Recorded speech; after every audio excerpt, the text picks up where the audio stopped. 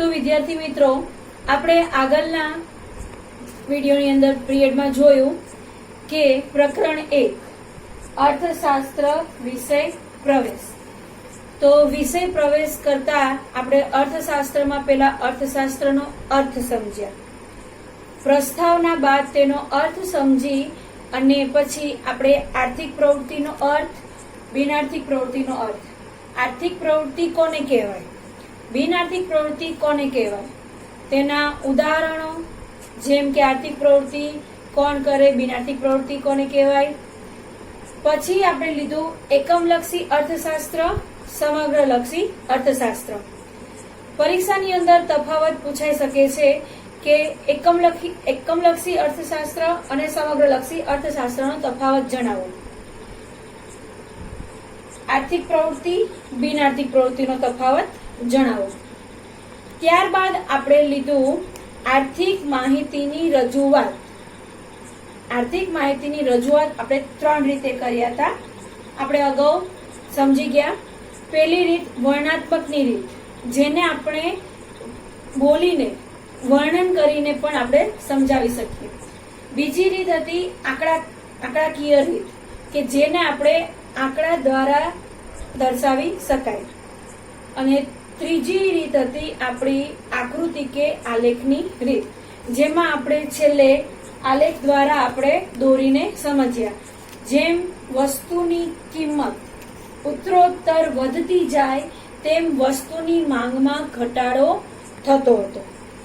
તો હવે આગળ આપણે જોઈશું આંકડાકીય માહિતીનું મહત્વ.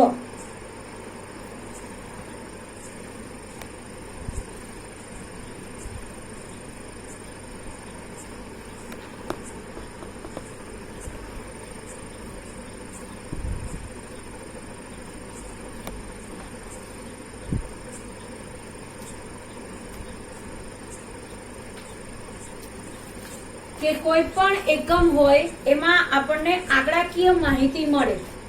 તો આંકડાકીય માહિતી મળવાથી આપણને શું ફાયદો થાય છે, તો એનું આપણે પહેલા મહત્વ સમજી લઈએ કે આંકડાકીય માહિતી મળવાથી અર્થશાસ્ત્રના સિદ્ધાંતોની વિશ્વસનીયતા વધારે છે.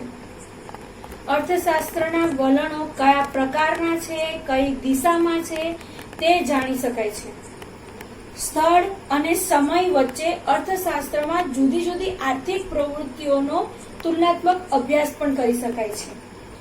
અને આર્થિક બાબતોની સંક્ષિપ્ત રજૂઆત, જે આપણે આકૃતિ અને આલેખ દ્વારા થઈ શકે છે, તે આપણે આંકડાકીય માહિતીમાં જાણી શકાય છે. તો આ હતા આપણા આંકડાકીય માહિતીનું મહત્વ. હવે આપણે જોઈશું આંકડાકીય માહિતીને આપણે આકૃતિ કે આલેખમાં રજૂ કરતી વખતે ધ્યાનમાં રાખવાની અમુક બાબતો. કે આંકડાકીય માહિતી છે તેને આપણે આલેખ કે આકૃતિમાં દર્શાવતી વખતે કે રજૂ કરતી વખતે જે ધ્યાનમાં રાખવાની બાબતો છે તે.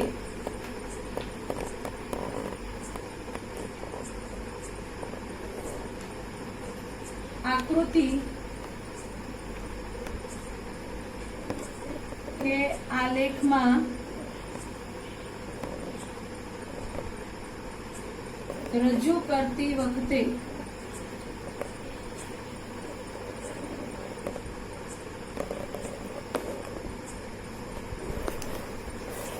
ધ્યાનમાં રાખવાની બાબતો. તો આંકડાકીય માહિતીને આપણે આલેખ કે આકૃતિમાં દર્શાવતી વખતે ધ્યાનમાં રાખવાની બાબતોમાં પહેલું છે કે આંકડાકીય માહિતીનું પ્રાપ્તિ સ્થાન. જે આલેખ ઊભી ધરી y-x અને આડી ધરી x ધરી, y ધરી અને x ધરી, જેનું આપણે પ્રાપ્તિ સ્થાન એમાં વિશ્વસનીયતા અને સર્વમાન્ય હોય તે ઇચ્છનીય છે. સામાન્ય રીતે x ધરી આપણે પહેલા જ બોલી ગયા કે x ધરી આડી ધરી હોય છે, જે સમય, સ્થળ, વર્ષ વગેરે દર્શાવે છે. તે એ સ્વતંત્ર ચલ તરીકે દર્શાવવામાં આવે છે, જ્યારે વાય ધરી, જે ઊભી ધરીમાં દર્શાવવામાં આવે છે, વાય ધરી તે વસ્તી, ઉત્પાદન, નિરક્ષરતાનું પ્રમાણ, આયાત નિકાસ, આવક, ખર્ચ વગેરે રોજગારી જેવા અનેક આધારે તે પરતંત્ર ચલ તરીકે પણ દર્શાવવામાં આવે છે. આપેલી માહિતીમાં આંકડાઓ મુજબ આપણે પહેલા તો સ્કેલમાં પસંદ કરવામાં આવે. આલેખ કે આકૃતિ દોરતી વખતે આપણે સ્કેલનો ઉપયોગ જરૂરી છે.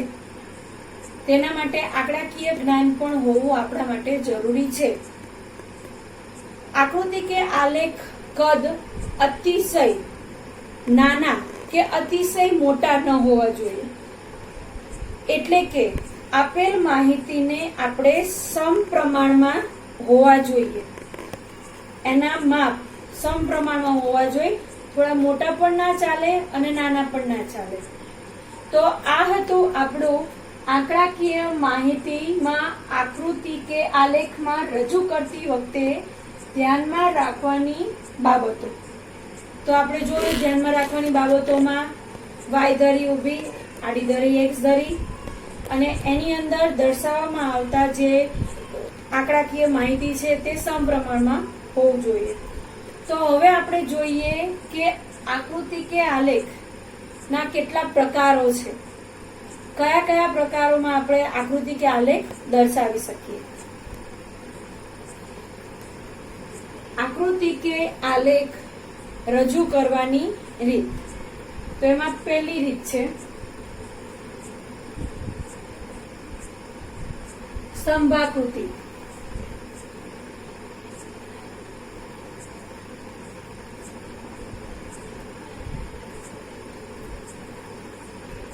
સ્તંભાકૃતિ. બીજું છે પાસ પાસેની સ્તંભાકૃતિ.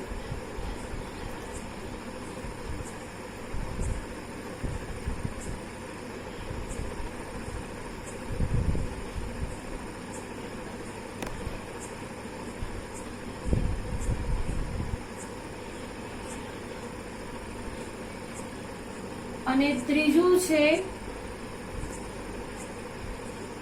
વૃત્તાંશ આકૃતિ.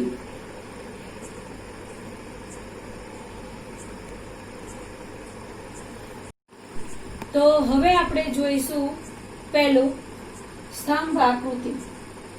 તો સ્તંભ આકૃતિ ક્યારે દોરવામાં આવે છે કે જ્યારે એક ચલ વિશેની માહિતી આપણને આપેલી હોય ત્યારે આ સ્તંભ આકૃતિ દોરવામાં આવે છે. સમય કે સ્થળ આપણે એક્સ ધરી પર દર્શાવીશું, જે આપણી આડી ધરી છે, અને ચલ આપણા વાય ધરી પર દર્શાવીશું, જે આપણી ઊભી ધરી છે.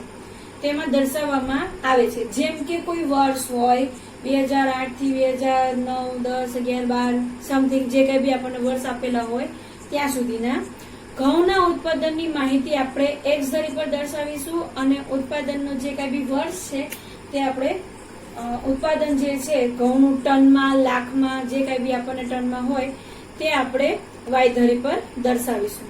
તો આપણે આલેખની રીતે જ સમજૂતી લઈએ આપણે કે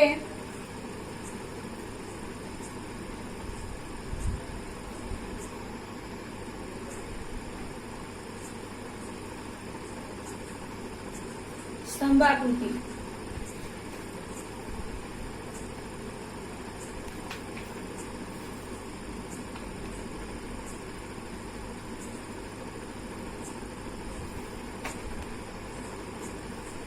આ ઊભી ધરી જે છે તે છે આપણી વાય ધરી.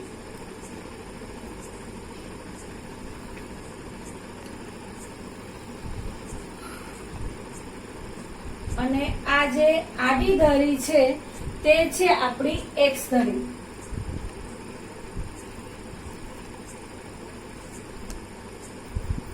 જેના પર આપણે વાય ધરી પર દર્શાવીશું કે કોઈ પણ એક કંપનીમાં ઘઉંનું ઉત્પાદન આપણે દર્શાવવાનું હોય તો ઉત્પાદન છે આપણું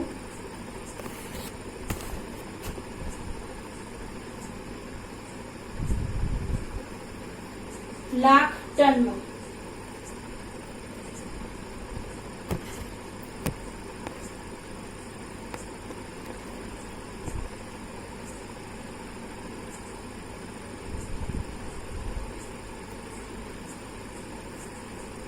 અને આપણું ઉત્પાદન વર્ષ છે. સ્તંભ આકૃતિ આપણે આલેખ દ્વારા દર્શાવી છે. ઊભી ધરી છે આપણી વાય ધરી છે, આડી ધરી છે આપણી એક્સ ધરી છે.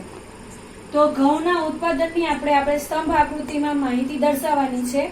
તો આપણું વાય ધરી પર દર્શાવીશું ઉત્પાદન, જે આપણે લાખ ટનમાં થયું હોય તે, અને એક્સ ધરી પર દર્શાવીશું આપણે તેના વર્ષ, કે કયા વર્ષમાં કેટલું ઉત્પાદન થાય છે. તો આપણે દર્શાવી દઈએ.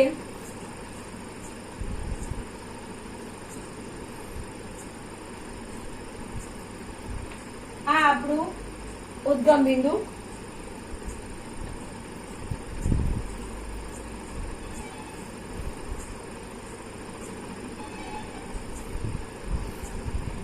અને અહીંયા આપણે વર્ષ દર્શાવીશું 2008, 9, 10 એવી રીતે. તો સમપ્રમાણમાં માપ લેવાનું છે. 2008, 2009, 2010, 2011 અને 2012. 2008, 2009, 2010,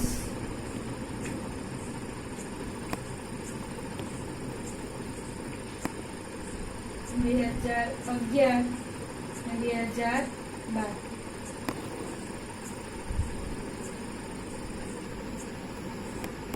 તો 2008માં આપણે ઘઉંનું ઉત્પાદન કેટલું થયું? તો 20 ટન થયું હશે. તો આપણે અહીંયા 20 ટનની સામે દર્શાવીએ. તો 2009 ની અંદર ઘઉંના ઉત્પાદનની 50 ટન થયું. તો 40 અને 60 ની વચ્ચે આ થયું આપણું 50 ટન. તો 2010માં ઉત્પાદન થયું છે 60 ટન. આશરે આપણે અત્યારે તો ઉદાહરણ તરીકે માપ લઈએ છીએ.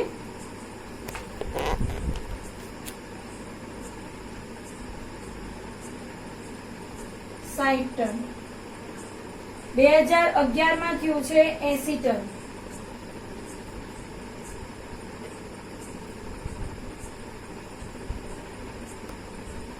2012માં થયું છે આપણું 90 ટન.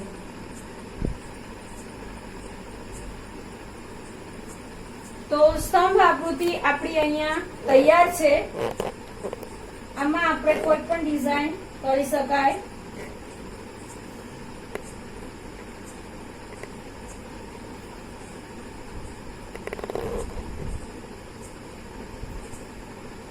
તો સ્તંભ આકૃતિ આપણે સ્કેલ માપની મદદથી જ દોરવાનું હોય છે. ઊભી ધરી એક્સ ધરી,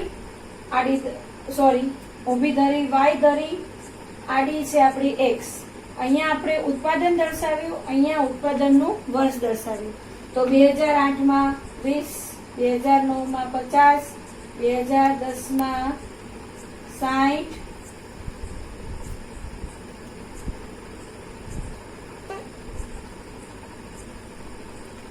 2011માં 70 અને 2012માં 80. તો આ હતી આપણી સ્તંભાકૃતિ. હવે આપણે જોઈશું પાસ પાસેની સ્તંભાકૃતિ. પાસ પાસેની સ્તંભાકૃતિ ક્યારે દોરવામાં આવે? કે જ્યારે બે કે તેથી વધુ ચલની માહિતી આપણને આપવામાં આવી હોય ત્યારે આપણે પાસ પાસેની માહિતી દોરવામાં આવે છે. તો આપણે જોઈએ પાસ પાસેની સ્તંભાકૃતિ.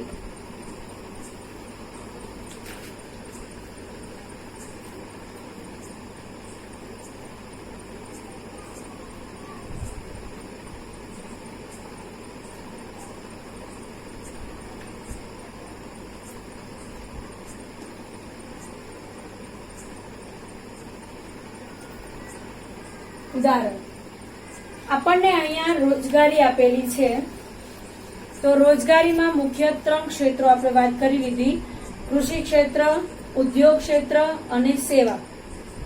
તો આલેખ આપણે પહેલા દોરીએ, જે છે આપણી વાય ધરી અને એક્સ ધરી.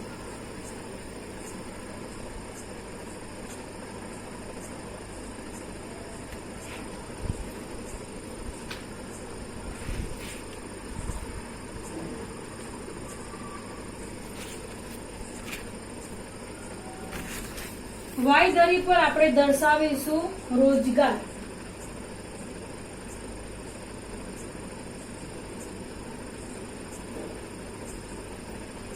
જે આપણને આપેલું છે લાખમાં.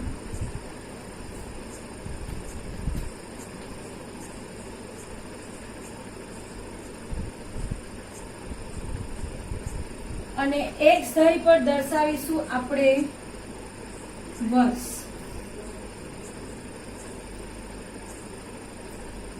તો આપણને જે રોજગાર આપેલો છે તે આપણે પેલા વાય ધરી પર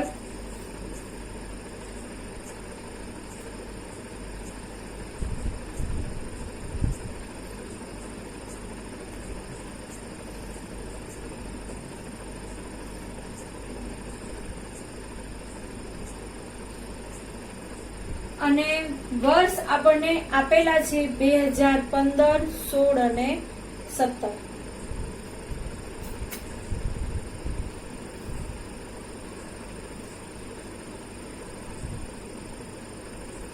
બે 2015, 2016, 2017. તો 2015 માં આપણે કૃષિ, ઉદ્યોગ અને સેવા 3 ક્ષેત્રોની આપણે માહિતી આપણે આપવાની છે. તો કૃષિને આપણે દર્શાવીશું આવી રીતે. ઉદ્યોગને આપણે દર્શાવીશું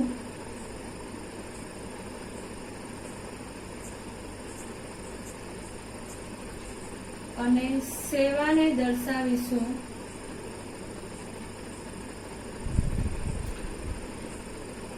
તો કૃષિ ઉદ્યોગી આપણે 2015 માં રોજગાર મળે છે 80 લાખ.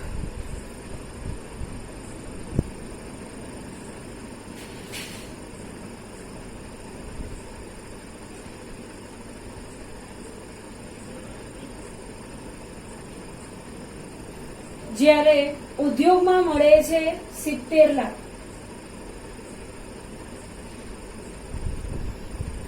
અને સેવા ક્ષેત્રે મળે છે 90.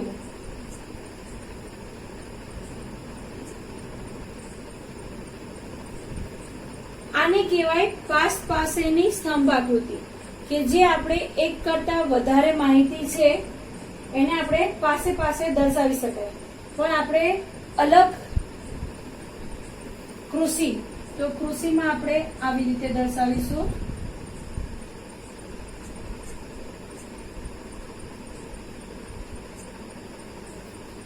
જ્યારે ઉદ્યોગમાં આપણે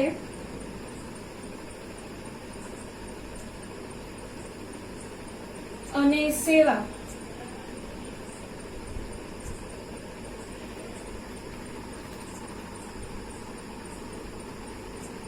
જ્યારે 2016 માં આપણે કૃષિ ક્ષેત્રે રોજગાર મળ્યું છે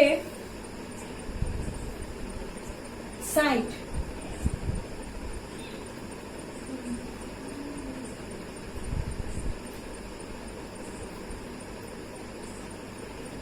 ઉદ્યોગ ક્ષેત્રે મળ્યું છે આપણને 80.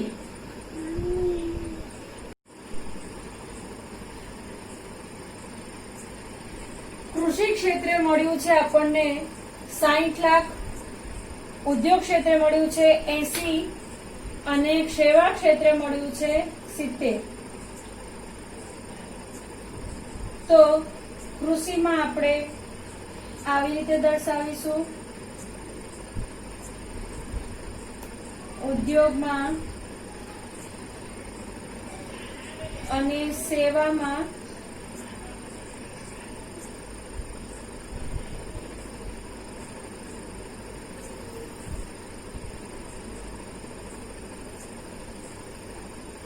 તો હવે એવી જ રીતે આપણે 2017 કે જે કૃષિ, ઉદ્યોગ અને સેવા ત્રણેય સમાન છે.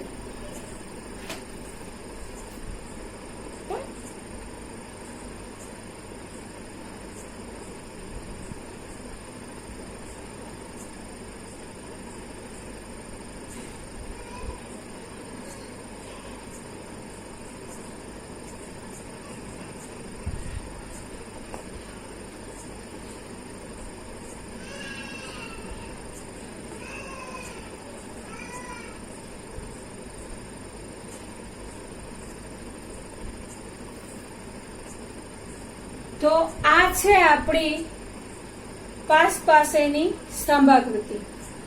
આપણને આંકડાકીય માહિતી આપેલી હોય તો આપણે એ રીતે દર્શાવી શકાય. આ છે આપણું ઉદાહરણ, એટલે આપણે આપણી રીતે સમજૂતીમાં દર્શાવ્યું છે. હવે આવશે વૃત્તાંશ આકૃતિ.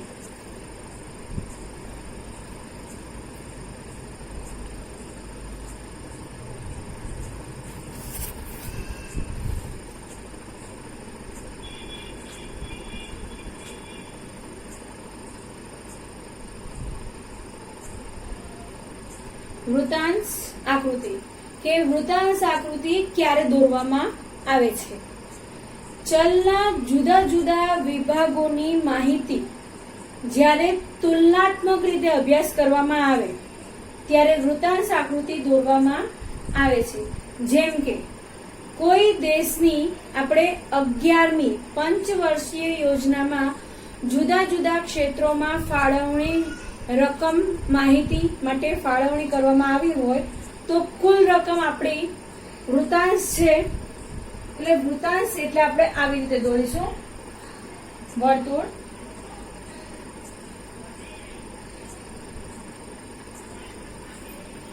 તો આનું કુલ માપ હશે આપણું 360 સેલ્સિયસ.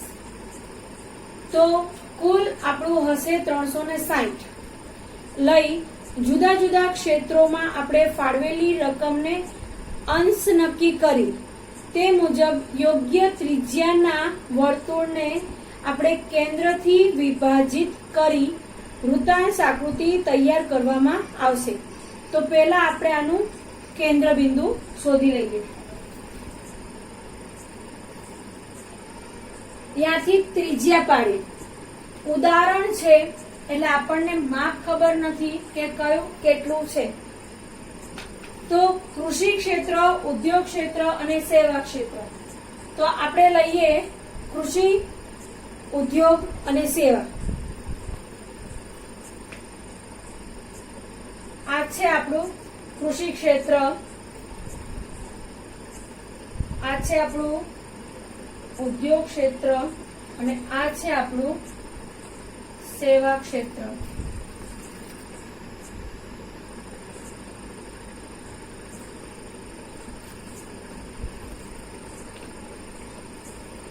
આમાં પણ આપણે દર્શાવી શકાય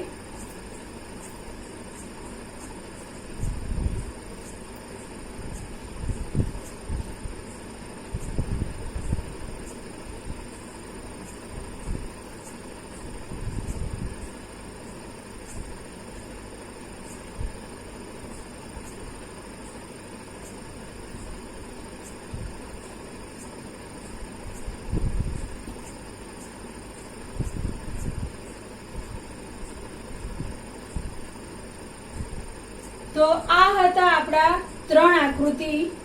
પહેલી હતી આપણી સ્તંભ આકૃતિ, બીજી હતી આપણી પાસેની સ્તંભ આકૃતિ અને ત્રીજી આકૃતિ હતી આપણી વૃત્તાંશ આકૃતિ. તો હવે આપણે જોઈએ અર્થશાસ્ત્ર વિષયનું મહત્વ.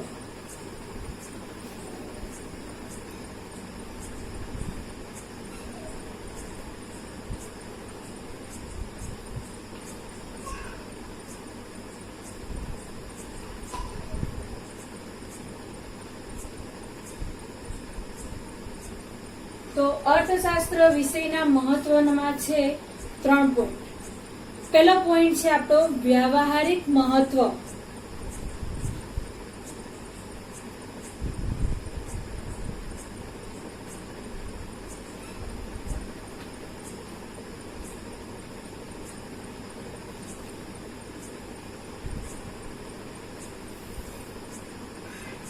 પેટા વિભાગ છે વ્યવહારિક મહત્વની અંદર પેટા વિભાગ છે આંતરરાષ્ટ્રીય ઘટનાની સમજૂતી.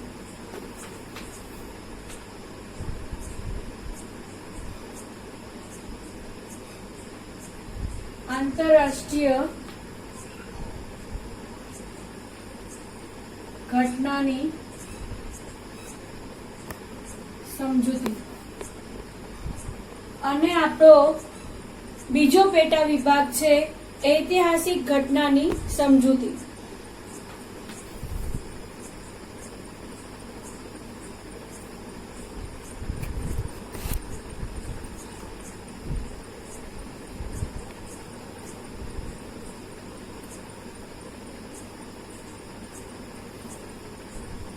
તો આપણું પહેલું છે વ્યવહારિક મહત્વ. અર્થશાસ્ત્ર આપણા રોજિંદા જીવન સાથે જાણે સંકળાઈ ગયેલું હોય એવું લાગે, તેથી આપણે તેનું વ્યવહારિક મહત્વ સમજવું ખૂબ જ અનિવાર્ય છે. પહેલું છે આંતરરાષ્ટ્રીય ઘટનાની સમજૂતી. આંતરરાષ્ટ્રીય ઘટનાઓની જાણકારીને લીધે આપણે અન્ય દેશો સાથે જે કંઈ બી આર્થિક વ્યવહાર કરીએ તે સરળતાથી કરી શકાય છે અને તેને સમજી પણ શકાય છે. જ્યારે બીજું છે ઐતિહાસિક ઘટનાની સમજૂતી. ઐતિહાસિક ઘટનાઓ જેવી કે ઈસ્ટ ઇન્ડિયા કંપનીની સ્થાપના ક્યારે થઈ, કોણે કરી, અંગ્રેજોના શાસ્ત્રને કારણે, અંગ્રેજોનું જે શાસન ચાલતું તેના કારણે રાજકીય ઉથલપુથલનું સર્જન થતા કે જેના કારણે થયેલા આર્થિક પરિવર્તનો જે છે તે અર્થશાસ્ત્રના અભ્યાસને આપણે સમજી શકીએ. બીજો પોઈન્ટ છે આપણો વ્યવહારિક મહત્વમાં બીજો પોઈન્ટ છે આર્થિક મહત્વ.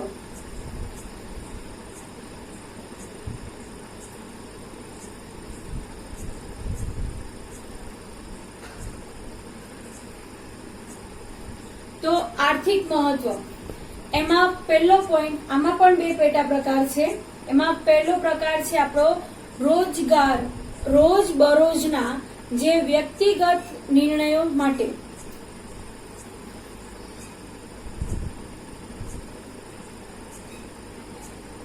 રોજબરોજના વ્યક્તિગત નિર્ણયો માટે.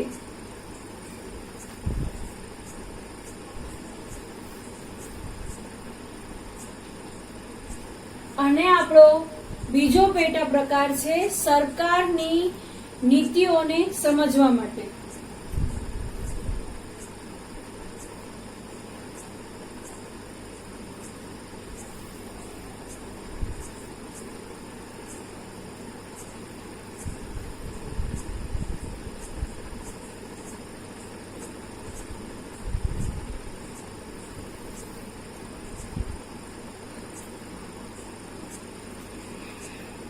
તો આર્થિક મહત્વમાં આપણે જોઈએ રોજબરોજના વ્યક્તિગત નિર્ણયો માટે.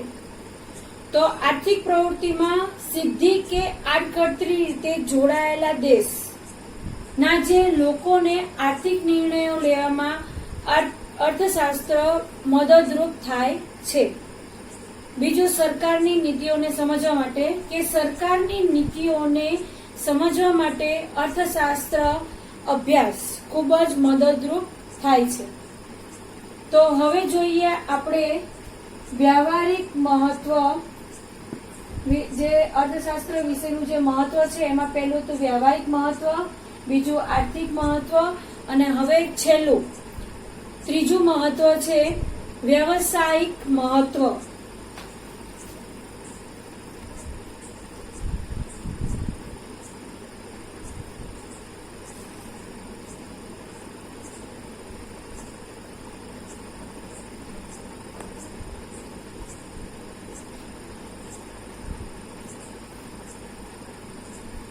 વ્યવસાયિક મહત્વ જે અર્થશાસ્ત્ર મૂળભૂત રીતે આર્થિક નિર્ણયો કરવામાં મદદરૂપ થતું શાસ્ત્ર છે, તેથી તેનું વ્યવસાયિક મહત્વ ખૂબ જ છે. આર્થિક જગતના આપણે માનવી જેમ કે ગ્રાહક, ઉત્પાદક, શ્રમિક તરીકે કામ કરે છે. આ ત્રણેય સ્વરૂપમાં માનવીને ન્યૂનતમ ખર્ચ, અધિકતમ લાભ મેળવવા અર્થશાસ્ત્રના સિદ્ધાંતો ઉપયોગી છે.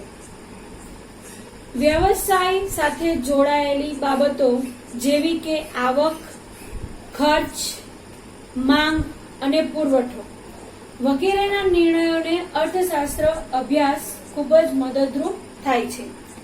તો આ હતા આપણા અર્થશાસ્ત્ર વિષયમાંનું મહત્વ, વ્યવહારિક મહત્વ, જે આંતરરાષ્ટ્રીય ઘટનાને સમજૂતી, ઐતિહાસિક ઘટનાને સમજૂતી. ત્રીજું હતું આર્થિક મહત્વ, જે રોજબરોજના વ્યક્તિગત નિર્ણયો લેતા હોય તેના માટે, અને સરકારની નીતિઓને સમજવાની માટે. અને છેલ્લો પોઈન્ટ હતો આપણો વ્યવસાયિક મહત્વ. તો આ હતું આપણું પહેલું પ્રકરણ, અર્થશાસ્ત્રમાં વિષય પ્રવેશ. અહીંયા આપણે પ્રથમ પ્રકરણ પૂરું થાય છે. હવે આગળના આપણે પીરિયડમાં જોઈશું પ્રકરણ 2.